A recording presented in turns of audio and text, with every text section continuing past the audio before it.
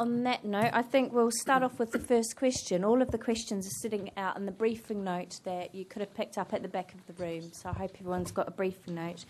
And the first sort of questions that we're looking at relate to providing better access to healthy food. And one of the ways that we could do this is by restricting the concentrations of A5 uses, which are hot food takeaways within district centres, and supporting proposals to not allow those uses in close proximity to schools, youth facilities and parks. And this has certainly been pursued by Waltham Forest Council, so we wanted to put it out there and see whether it's appropriate response for Westminster. As you came in, you may have noticed at the back of the room there was a map that showed what that would really mean for Westminster, which areas that would cover. It covers quite a lot of Westminster. This is a little map here, which shows exactly the same thing. So again, if you want to look during the break, if you haven't seen it already, all of the coloured in areas are areas that would be within that 400 metres of a youth club or secondary school or primary school. So I'm sure the picture of Westminster looks a lot different from Waltham Forest. Does anyone want to kick off with any comments on that issue of the restriction of hot food takeaways?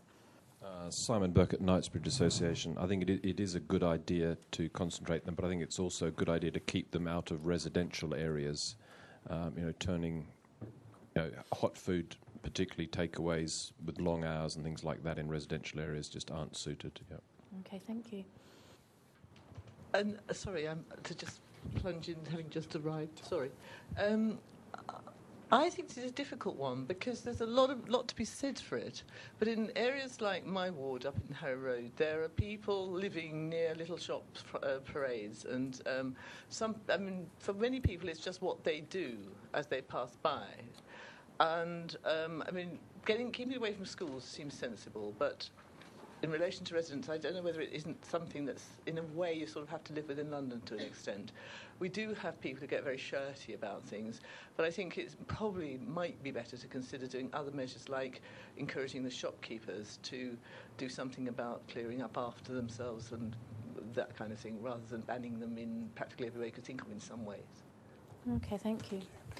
Any other views on hot food takeaways? So I think the issue for residents is not so much the food, it's the smells. And we might come back to that under a different heading later on.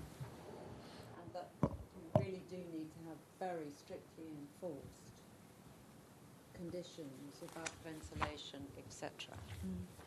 Okay, thank you.